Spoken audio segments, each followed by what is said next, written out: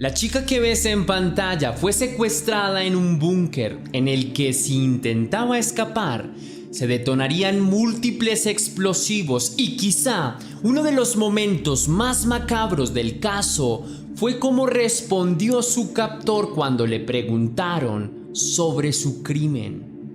I mean, it was like she was on TV every time, and it was exciting. It was like a vacation for her. I mean, we were having a good time.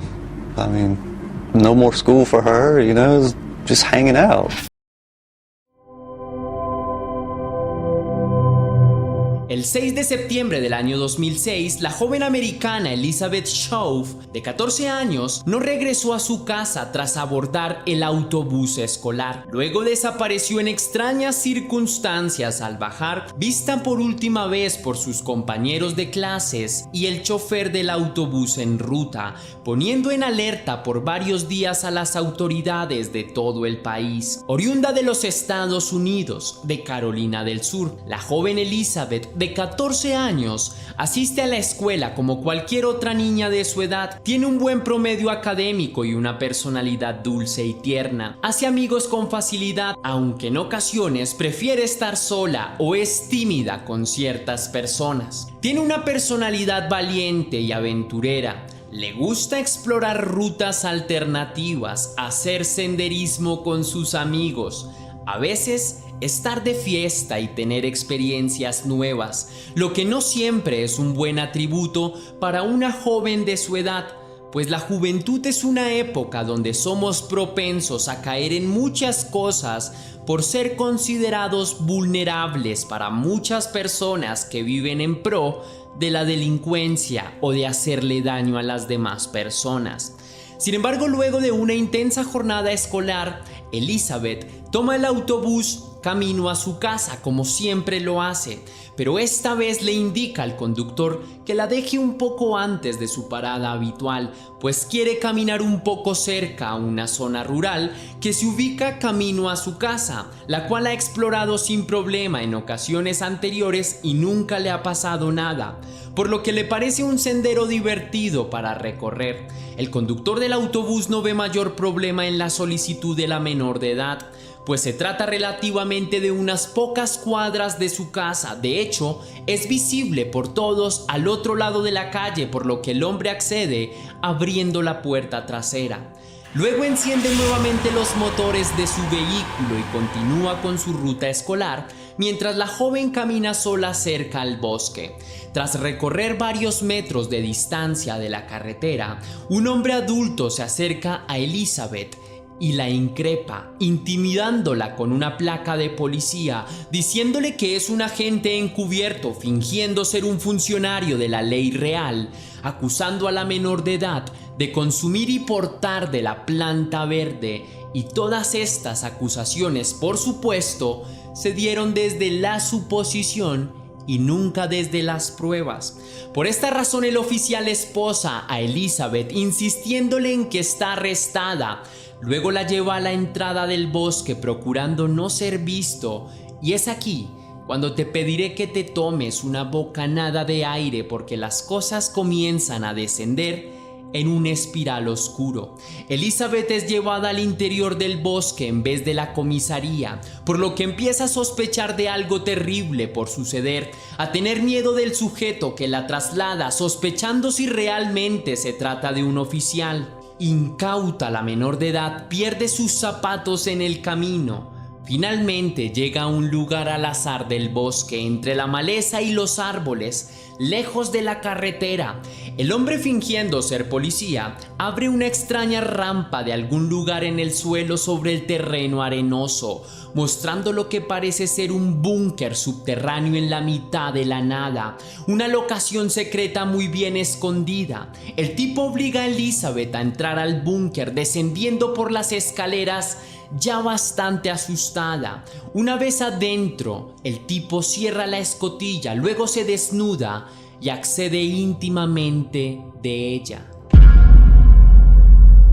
Tras su horrendo crimen, encadena a la menor de edad en el interior del búnker, donde hay elementos precarios para su supervivencia: una cama, algunos alimentos, una estufa pequeña y un pozo para sus desechos corporales. Luego pone un artículo explosivo alrededor del cuello de la víctima y se marcha para dejarla sola por horas, advirtiendo que, si trata de salir, el artefacto explotará. También indica que alrededor del búnker hay minas y más explosivos, por lo que solo intentar abrir la escotilla puede generar una inminente explosión que la haría a pedazos junto al búnker completo. El hombre la visita conforme pasan las horas del día, luego los días de la semana, siempre abusando de ella en varias ocasiones, utilizándose como un objeto de carne, con un desagradable desprecio.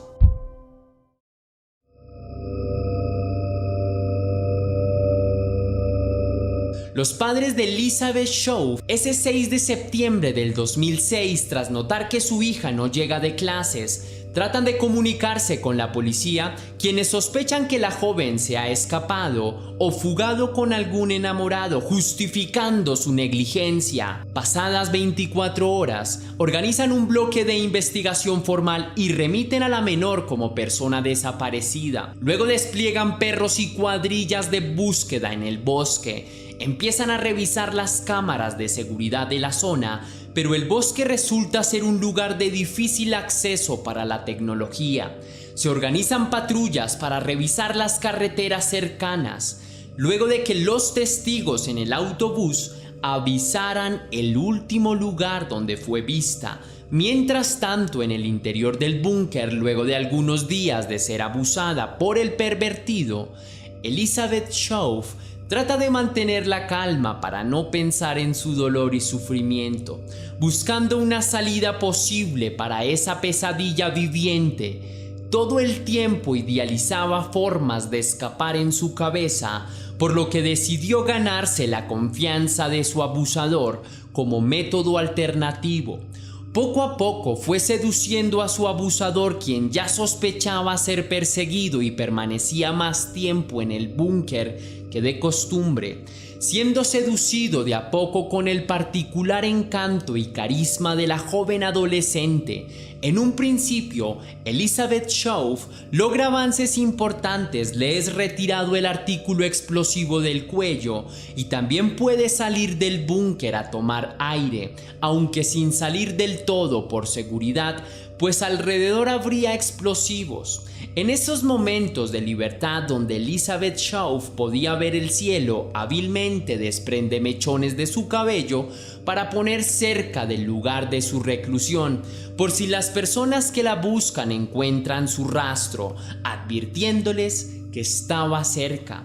Elizabeth Shove confiaba en su primer rastro dejado adrede, sus zapatos, los cuales abandonó en el bosque. Tenía la certeza de que alguien ya los hubiera encontrado y quizás ya estuviera tras su pista.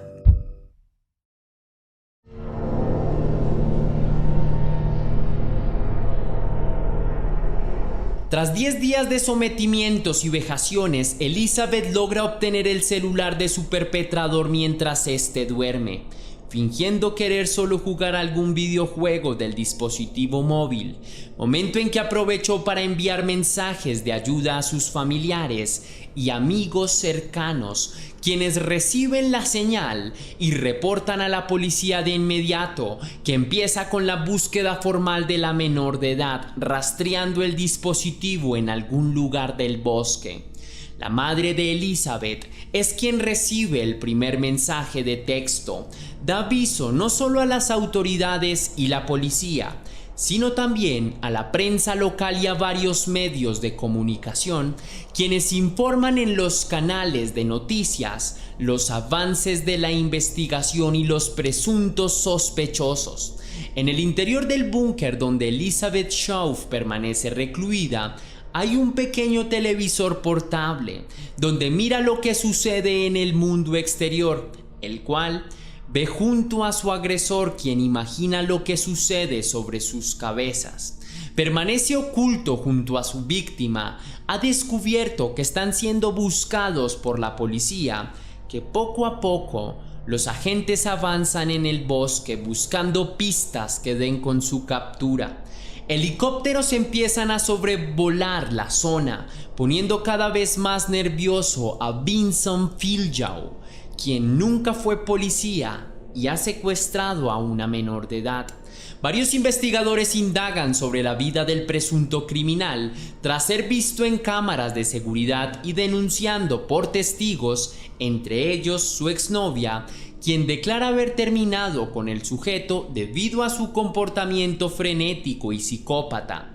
Dice que varias veces la secuestró y abusó de ella como a la joven de las noticias. Incluso muestra a la policía un búnker subterráneo que el sujeto construyó en casa de ella para encerrarla. Mientras tanto, aprovechando la confianza que ahora Elizabeth había ganado con Vincent, su abusador, logra persuadirlo y alterarlo con la idea de que la policía está cada vez más cerca de él, que debe escapar lo más antes posible, por lo que Vincent Filjau, siguiendo el consejo de su víctima, abre el búnker a la mañana del día siguiente y escapa, dejando a Elizabeth completamente sola con la advertencia de que hay explosivos cerca, alrededor de la compuerta por si trata de escapar sola. Más tarde, Elizabeth Shove se arma de valor y sin miedo a explotar en pedazos, logra dar con una brigada de rescate cerca del lugar de su cautiverio. Tras gritar por ayuda durante varios minutos, logra oír a la distancia una voz que pronunciaba su nombre. Aún así no fue fácil liberarla del búnker, pues había artículos explosivos desplegados por la zona.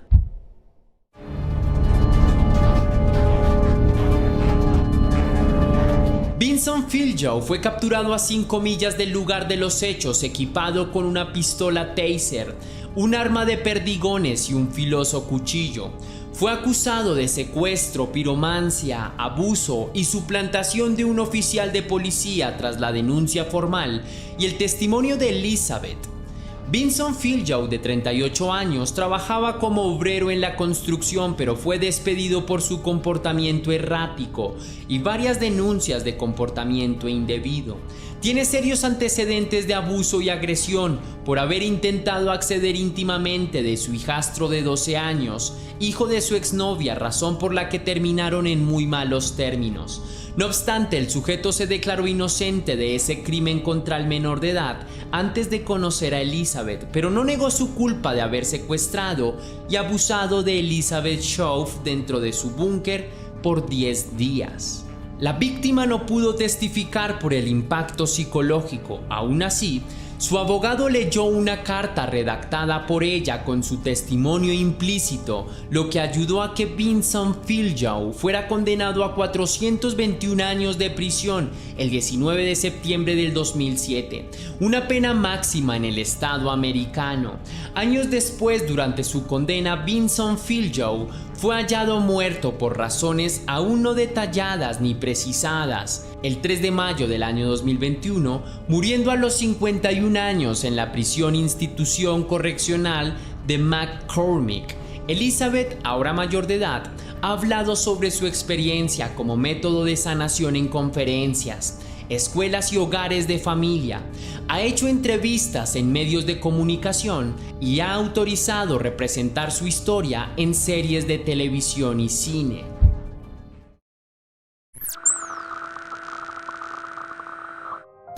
Elizabeth, she's, I don't know how to say it, she's pretty much a wild person. I mean, it was like she was on TV every time, and it was exciting. It was like a vacation for her. I mean, we were having a good time.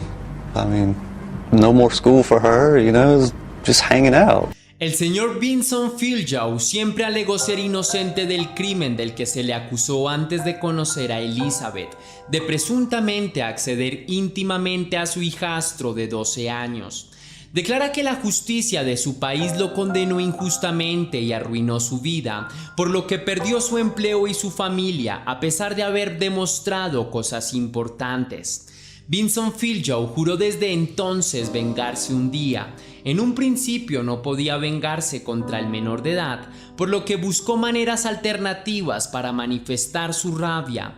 Intentó poner explosivos y volar a una gran parte de la población donde vivía. Luego se arrepintió, pero finalmente decidió vengarse contra una persona al azar e inocente, eligiendo a Elizabeth Shove para descargar su odio, por azares de la vida, pues no había entre ellos ninguna conexión directa. La película The Girl in the Bunker, o La chica en el búnker, fue estrenada en el año 2018 y relata a partir de la representación la contundente historia de Elizabeth Shove, quien autorizó su rodaje, su producción y posteriormente su proyección en la pantalla grande. La mujer que ves en pantalla tuvo un amor frenético que la condujo a un escalofriante crimen y dejó a sus hijos completamente solos. I was very angry. I was very angry that Rex would have done that, but then I got even more angry that his dad. I just wanted him to feel the pain I felt.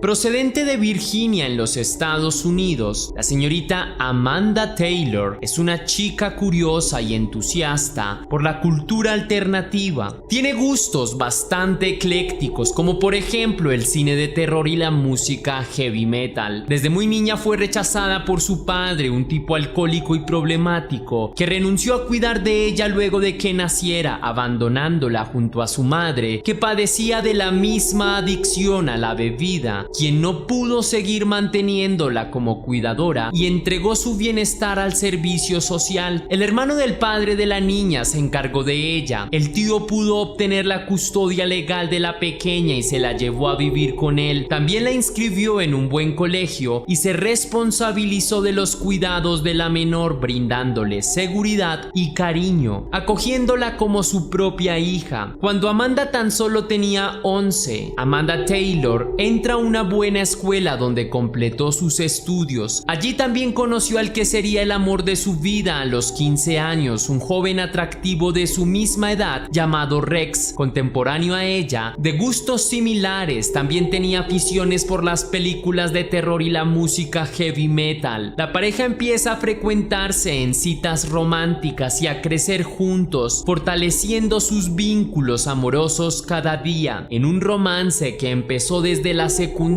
hasta el punto de forjar una familia, por lo que Amanda Taylor queda embarazada de Rex y tiene varios hijos con él. La intensidad de un hogar familiar y una vida común empiezan a acechar a la pareja, a atormentar a Rex, quien se siente cada vez más presionado por la responsabilidad de tener hijos. Intentan formalizarse y contraen nupcias matrimoniales. Tienen una vida aparentemente estable y feliz, en lo que al menos muestran a terceros a través de redes sociales e internet. Very strong connection, and you could tell that they loved each other very much.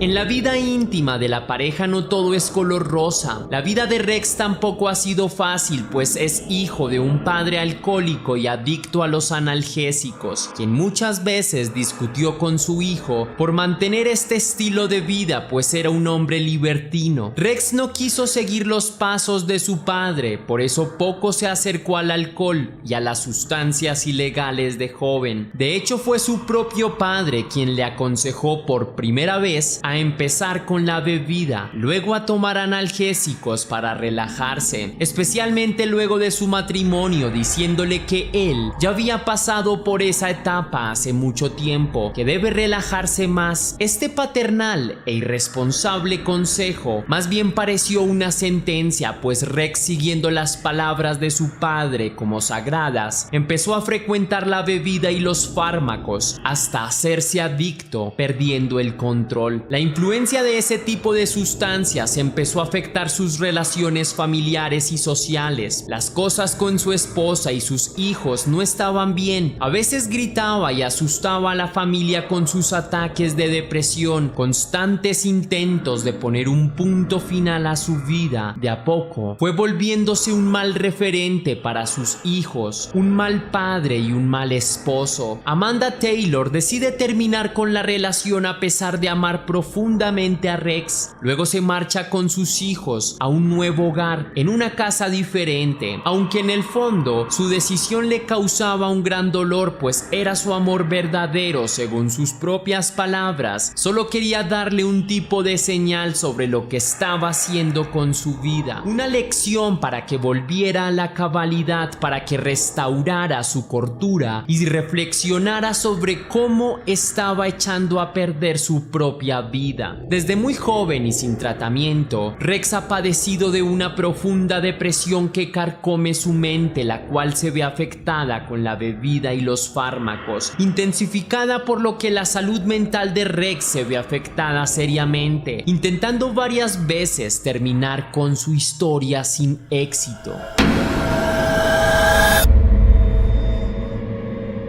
El 14 de agosto del año 2014, el primogénito de la pareja cumplía su onomástico, así que se le organizó una gran fiesta de cumpleaños llena de globos, pastel, comida, juegos y muchos invitados. La celebración se celebró en casa de los padres de Rex, la suegra de Amanda, pero pasaban las horas y Rex no llegaba a la fiesta. Era extraño que el padre no fuera a visitar a su hijo en su día especial. Tampoco era posible comunicarse con él de ninguna manera. No atendía sus llamadas telefónicas, ni respondía a los mensajes ni a las redes sociales. La suegra de Amanda, sintiendo lo peor, decide ir personalmente a casa de Rex para ver qué pasa con su hijo, pues es demasiado raro que él faltara a una fecha tan importante para su propio hijo, a quien ama sobre todas las cosas. Al llegar a casa de Rex, la madre entra al domicilio y encuentra un aterrador escenario. Su hijo está ahorcado de rodillas. Ha terminado con su historia de manera definitiva, dejándose llevar por lo más profundo de su depresión, completamente solo en su casa, sin posibilidad de alguien que pudiera ayudarlo. Luego de terminar su relación con Amanda, lejos de su familia y sus seres queridos, Amanda en un principio se sentía culpable por la muerte de Rex. Creía haberlo invitado a su tristeza luego de haber terminado con él y verse prácticamente obligado a vivir solo, alejándolo de su familia, de sus hijos. Sin embargo, Rex pasaba por una grave adicción y problemas serios en su conducta. En anteriores momentos había tratado de conciliar con su pareja, pero en vano. Prometía dejar el alcohol y las sustancias para recaer en un círculo de mentiras y promesas rotas. Amanda Taylor solo quería ayudar a Rex. En el fondo aún lo amaba, solo quería que analizara su situación y él mismo volviera a recuperar su vida, a sus ánimos. Luego volvería con él, pero realmente esto no funcionó, teniendo consecuencias trágicas. La viuda Amanda Taylor, luego del accidente, empieza a tener gustos más radicales. La música que ahora escucha es mucho más pesada que antes. Suele visitar páginas gore, sangrientas y de ultraviolencia en internet. Empieza a ver fotos de gente muerta, crímenes reales aparatosos y todo tipo de violencia explícita.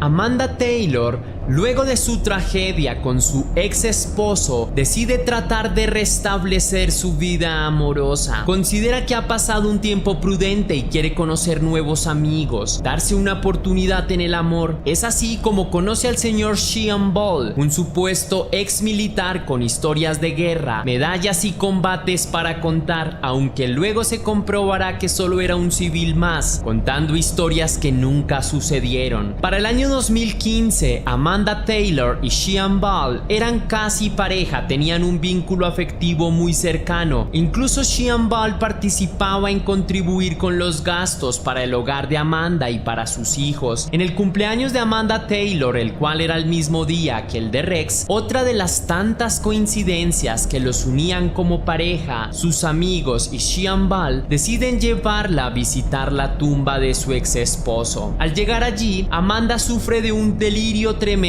de una profunda tristeza y dolor. Limpia la tumba de su antiguo esposo y le pide perdón, sintiéndose culpable por su final, realmente arrepentida por sus actos, por haberlo dejado vulnerable con su depresión. Desesperada y a la vista de todos, desenvainó un cuchillo que lleva escondido y se corta la garganta sobre la tumba de su amado. Pero su mejor amiga rápidamente le quita el arma homicida y todos los presentes en el lugar la socorren, alcanzándola a salvar, llevándola inmediatamente a una sala de emergencias. Luego del impresionante intento de poner un punto final, la familia de Amanda coincide en que es el momento de llevarla a un tratamiento psicológico continuo. Necesita ayuda profesional y psiquiátrica, por lo que es internada en una psiquiatría en contra de su voluntad, pero bajo autorización de la mayoría de los integrantes de la familia. Luego de los días, Amanda Taylor logra comunicarse con Sheehan Ball, su nuevo enamorado, a quien persuade para que vaya por ella, pidiéndole el saque de aquel lugar. Sheehan Ball acude al lugar donde está internada su novia y declara hacerse responsable de ella, retirándola del lugar. Luego le pide que la lleve en su auto a visitar a su antiguo suegro, el padre de Rex, en busca de hacer justicia por sus propias manos, totalmente demente. Al llegar a casa de su suegro en el condado de Montgomery, Virginia, en la comunidad de Elet, el señor Charles Taylor, de 59 años, deja entrar a Amanda, su antigua nuera, y a su novio a su casa para hablar con ella. El señor Charles Taylor tiene un fuerte aliento a alcohol y con un tono perturbador confiesa sentirse el culpable por la muerte de su hijo. Ese 4 de abril del año 2015 declara ante Amanda y su acompañante que todo fue su culpa, pues él fue quien incitó a Rex a la bebida y los fármacos de los cuales era también adicto. Amanda Taylor, ante la confesión de sus especulaciones y resentimientos, toma un cuchillo y apuñaló 30 veces al padre de su ex esposo. Sheehan Ball también participa golpeando al hombre mientras observa aterrado y trata de mostrarse fuerte. Luego de atacar a cuchillo al señor Charles Taylor, Amanda, con una vara de metal, remata a su suegro alcohólico, desahogándose en un odio profundo contra él, en un contundente golpe en la cabeza que destrozó su cráneo. Corey Taylor is on the sofa. I can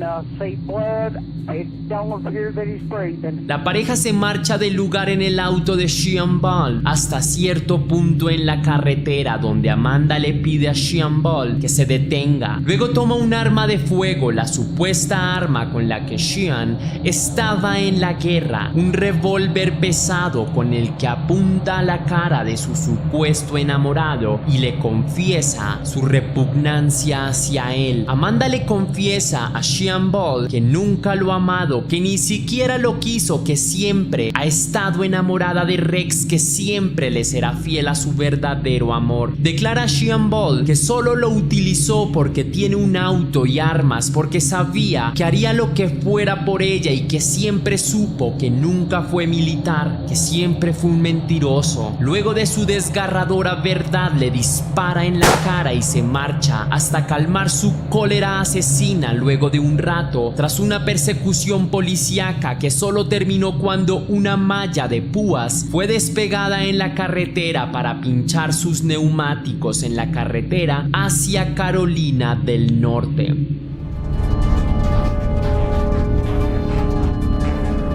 Amanda Taylor, luego de verse rodeada de patrullas y coches de la policía de Carolina del Norte, se entrega dócilmente. Es arrestada y trasladada a la comisaría. Luego de ser interrogada por varios agentes, Amanda Taylor confiesa con todos los detalles sus dos crímenes, declarando sentirse orgullosa por lo que había cometido, sin arrepentirse en lo más mínimo de matar a su antiguo suegro. In the interrogation room, Amanda acts like she hasn't a care in the world, sipping a soft drink and playing with her hair before Captain Robert New and another detective come in. Amanda esperaba pacientemente que el reloj marcara las 3:27 mientras dejaba hablar a su víctima. Luego lo apuñaló 30 veces sin compasión. Dice que esperó esa hora precisa porque a esa misma hora, un 27 de marzo, había nacido ella y su antiguo esposo. Compartían un mismo cumpleaños. A esa hora nació Rex. A un año del incidente en el cementerio, luego de matar al hombre que supuestamente influyó a la muerte de Rex, Amanda saca su celular y se toma una fotografía selfie junto al cuerpo de su antiguo suegro para subirla a las redes sociales, en Instagram y foros de internet, también en páginas de violencia explícita, declarándose una asesina serial. Una vecina, luego de que Amanda Taylor abandonara la escena del crimen, se percató del asesinato del señor Charles Taylor. Luego avisa a la policía, quien ya le seguía la pista. Amanda desde antes que la mujer se entregara. En la confesión, sin ningún pudor o remordimiento, Amanda Taylor, de 23 años, declaró que Sean Ball estuvo involucrado. Los agentes investigan al hombre herido y descubren que nunca fue militar, solo era un hombre mentiroso tratando de impresionar a una chica joven a toda costa, aunque debiera involucrarse como cómplice en una situación criminal.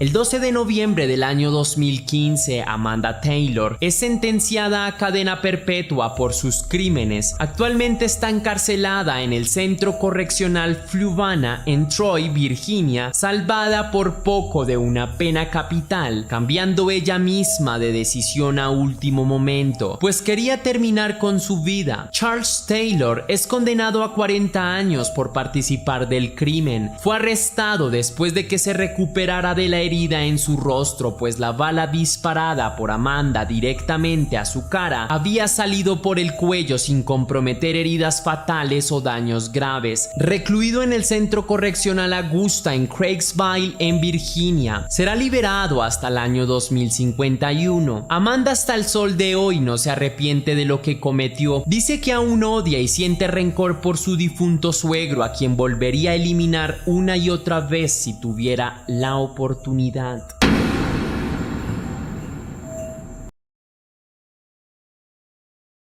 Si te topabas con el hombre que ves en pantalla, en especial si eres mujer, probablemente ese sería tu último día con vida. Aquí te cuento todos los detalles de la historia del perverso Gerald Patrick Lewis. Antes de iniciar, quiero enviar un saludo muy especial y cósmico a una leyenda, a Marilyn Martínez, que me escribió gracias. Gracias a ti, leyenda, tu apoyo es muy importante para mí. No sabes cuán agradecido estoy con ello, con tu cariño, porque estés aquí, porque disfrutes de este trabajo investigativo. Personas como tú me motivan a mejorar mi trabajo. Sencillamente gracias por estar aquí. Te deseo lo mejor y deseo que tu familia se encuentre de maravilla. Eres un sol. Nuevamente gracias y te envío un fuerte abrazo cósmico. Ahora sí, la pregunta del día de hoy, leyenda, es: ¿alguna vez te has obsesionado por algo? Déjame tu respuesta en la caja de comentarios. Procedente de los Estados Unidos, Gerald Patrick Lewis nació en una familia complicada en 1965 en condiciones bastante duras en lo que a convivencia se refiere, a pesar de que en su hogar nunca sintió hambre o frío. Su familia era de clase media y respondían por él económicamente. Sus padres pasaban por una conflictiva ruptura amorosa. La mayor parte de su tiempo estaban en peleas, discutiendo y amenazándose, por lo que Gerald Patrick era obligado a residir en 2 hogares al mismo tiempo, viajando itinerantemente entre Atlanta y el suburbio de Brookton en Boston, algo que realmente lo fastidiaba. Sus padres eran una pareja conflictiva y volátil que en cualquier momento estallaban en insultos y discusiones entre sí, muchas veces también contra Gerald Patrick, a veces a modo de desquite, siendo víctima de violencia doméstica desde muy niño. A los 4 años, Patrick Lewis siente curiosidad por encender fósforos y ver cómo arde la llama en su punta. Esta curiosidad lo llevaría un día a prender en llamas su propia pijama mientras la llevaba puesta, dejando en su cuerpo cicatrices permanentes por jugar con fuego, pues ese día, de no ser por sus gritos de dolor que despertaron a sus padres, pudo haber muerto calcinado en su propia casa. Los padres de Gerald Patrick Lewis se separan definitivamente cuando el niño cumple los 11 años de edad. Entonces siente curiosidad por el mundo de la calle y la criminalidad, entregándose de a poco a prácticas ilegales y delictivas, a frecuentar malas amistades y al anochecer quedarse hasta tarde en la calle. Entre sus malas prácticas están la piromancia y la tortura. Patrick Lewis goza de ver sufrir a animales pequeños, de provocar incendios espontáneos y procurar generar accidentes en su entorno solo por diversión. Quema varios resguardos para mascotas, incluyendo a los cachorros en su interior. También incurrió en otros delitos como robo y agresiones personales, lejos de la supervisión de un profesional o un adulto. Estos delitos, tarde o temprano, serían mayores y el joven sería un potencial homicida en preparación. Patrick Lewis logra encontrar algunos trabajos temporales lícitos, pero es despedido o renuncia a todos ellos por problemas en su actitud. Se ha vuelto mucho más agresivo y violento que antes. Cayó en el robo y la estafa, siendo descubierto muchas veces y llevado a reclusión, por lo que tiene sus credenciales manchadas con múltiples antecedentes penales. Patrick Lewis salía románticamente con una joven de nombre Lena Santarpio, con quien convivía bajo el mismo techo, pues la mujer estaba embarazada de 2 hijos en común, 2 mellizos que crecían dentro de la mujer, pero lamentablemente la vida cambió para todos con el paso de la gestación. Uno de los niños lamentablemente murió en el útero. Luego los suegros no apreciaban a su nuero Patrick Lewis por su comportamiento hostil y pasado delictivo. Incluso recomendaron a su hija que se mantuviera alejada de él, consejo que siguió como recomendación y terminó su relación con Patrick Lewis, alejándose con su hijo.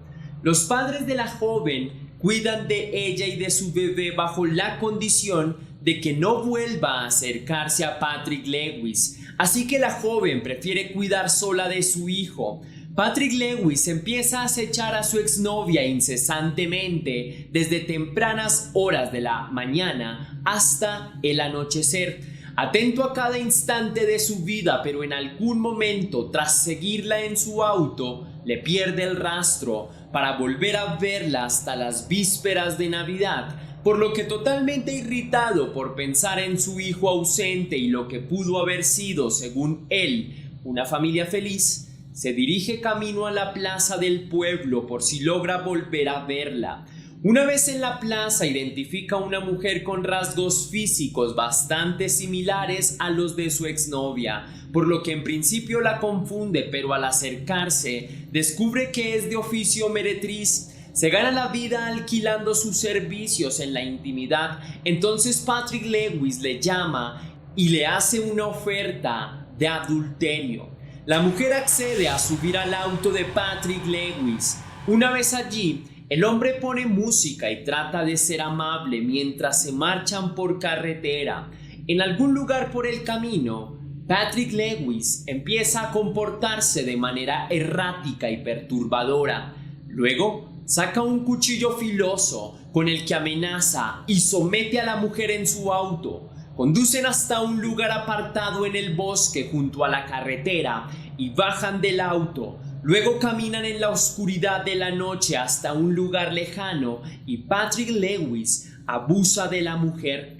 Luego corta su cuello para acabarla y la apuñala repetidas veces en más de 40 ocasiones. Patrick Lewis cometería su primer homicidio eliminando con un cuchillo a una joven un diciembre de 1986, de quien luego se deshizo escondiendo entre la maleza del bosque para ser encontrada mucho tiempo después, siendo solo los huesos.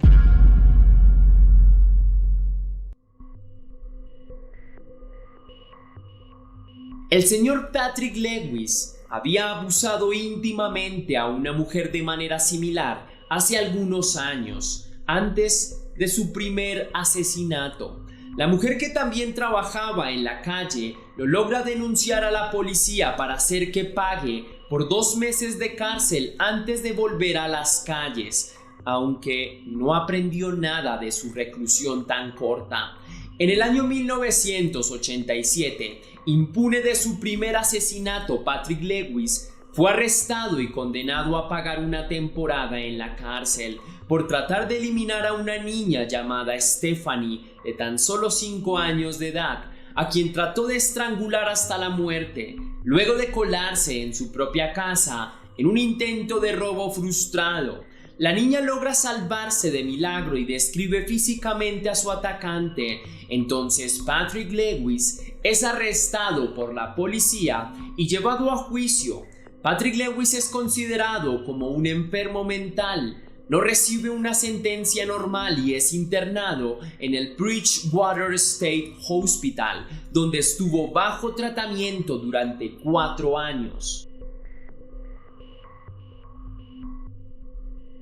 Luego de 2 años tras haber salido del hospital Bridgewater, Patrick Lewis vuelve a atacar a otra mujer llamada Peggy Lynn Grimes, oriunda de Georgia, quien lamentablemente estaba embarazada de un feto de 8 meses. Nuevamente el asesino serial Patrick Lewis obligó a la mujer embarazada a subir a su auto para llevarla a un lugar apartado de la carretera en una zona boscosa, donde la desnudó, abusó de ella y la eliminó salvajemente. Luego se deshizo del arma homicida. Aunque la policía logra encontrar el cuerpo de Peggy Lynn Grimes 5 años después, no logra dar con su asesino, pues el cuerpo inerte está en los huesos y no hay rastros o evidencias objetivas. Sin embargo, la sed de sangre de Patrick Lewis no terminaba. Pronto volvería a atacar a otra mujer. En abril de 1998, Kaylin Bracken es brutalmente eliminada a puñaladas. La policía recibe una llamada de emergencia de una persona angustiada, testigo de un asesinato, procedente del Twilight Motel en Mobile, Alabama. Al llegar al motel, la policía descubre a una joven muerta que reposa sobre su propia sangre, luego de ser apuñalada y asfixiada.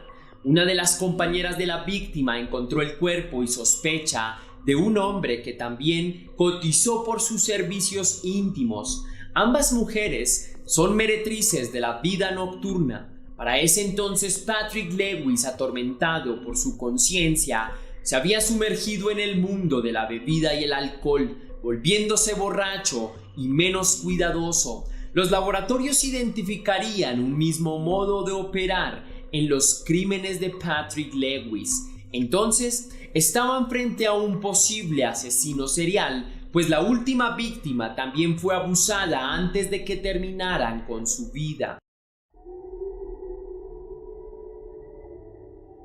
Por un tiempo, los asesinatos terminan. Patrick Lewis guarda su cuchillo y conoce a Kim, a quien hace su novia luego de un par de citas, pero su relación no funciona.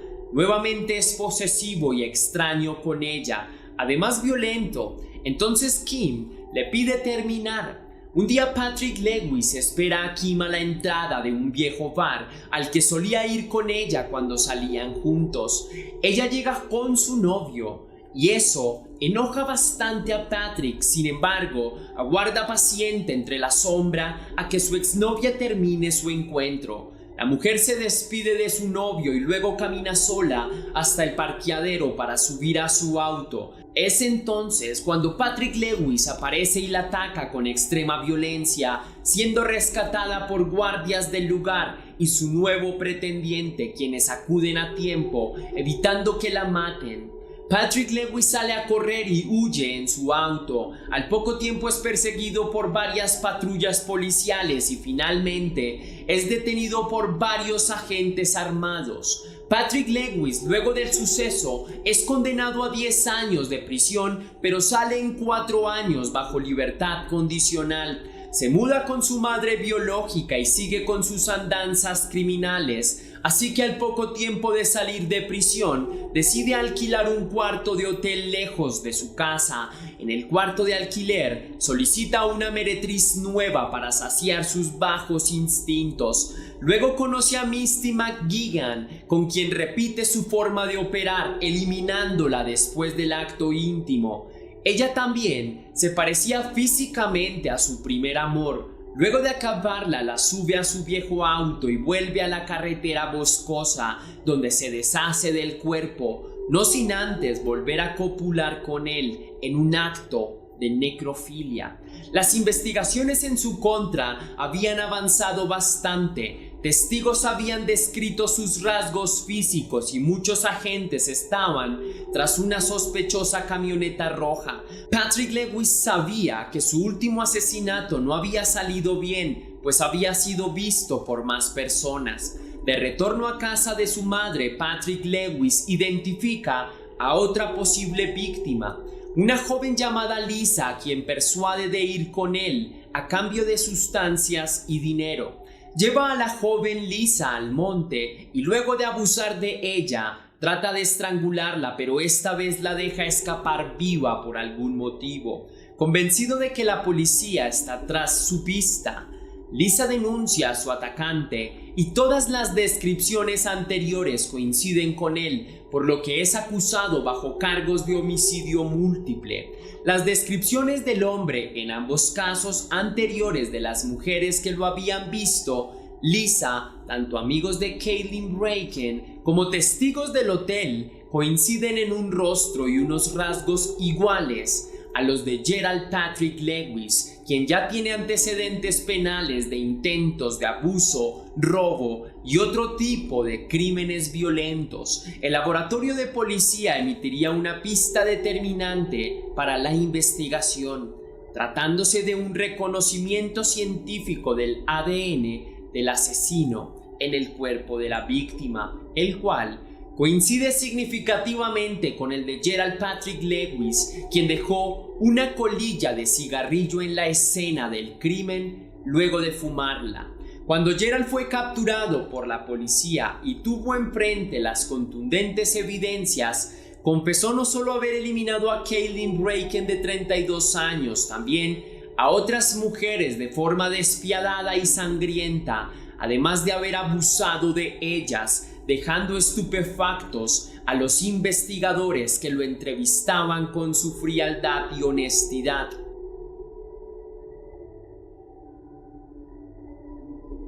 Un tribunal declaró culpable a Patrick Lewis de múltiples crímenes de homicidio grave, agresión, secuestro, abuso íntimo, lesiones corporales y feticidio. Fue condenado a cadena perpetua sin derecho a libertad condicional por el asesinato de Caitlin Bracken y Misty McGuigan.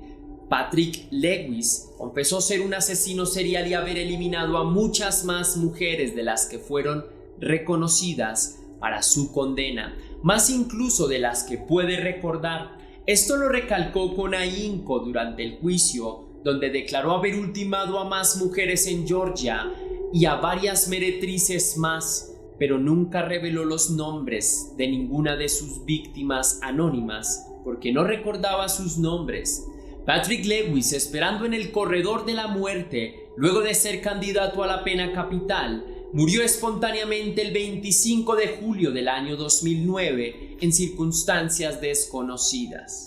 Hasta aquí va el video de hoy, leyenda. Si te gustó la investigación, déjame saber con un misterioso like. Recuerda seguirme en todas mis redes sociales para que tú y yo estemos más en contacto. Y aparte porque estoy subiendo contenido muy interesante en esas redes sociales, así que allá te espero. Si quieres y si puedes hacer una pequeña donación para la producción de Test Misterios, estaré enormemente agradecido. Lo puedes hacer de dos maneras distintas. La primera es con el botón de super gracias, que se ubica allí abajo, justo al lado del botón descargar, o también vía PayPal, ya que tienes el link en la descripción y en el comentario fijado. Si lo haces de cualquiera de estas dos maneras, recibirás un agradecimiento personalizado y un saludo de mi parte para un próximo video. Ahora sí, sin nada más que añadir, recuerda que las dudas te acompañan y que somos misterio.